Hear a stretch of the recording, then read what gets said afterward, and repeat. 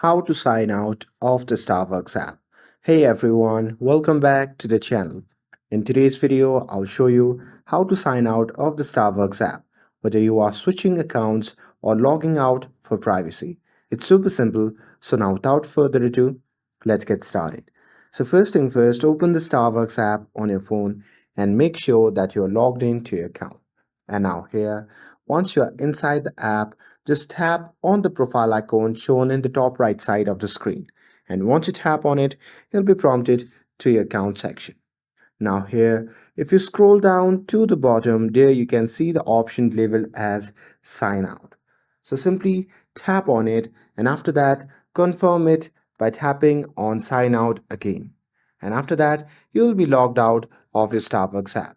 Now here you can log back in anytime with your email and password. And that's it.